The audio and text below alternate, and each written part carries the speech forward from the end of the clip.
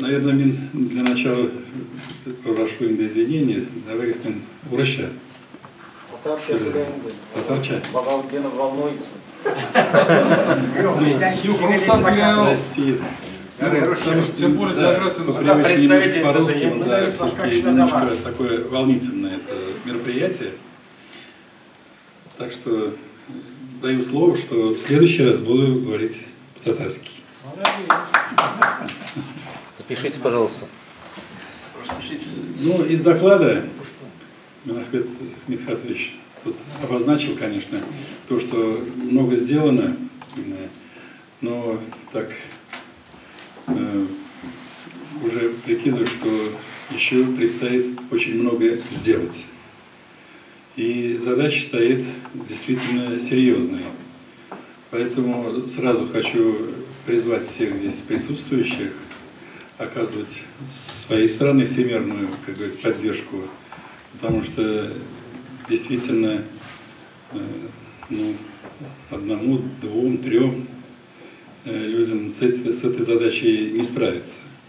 Только вот сообща вместе мы можем действительно достичь какого-то результата. Но с своей стороны я уже то, что много лет нахожусь в бизнесе и на такой, скажем, много общаюсь и с городскими властями, и с областными властями.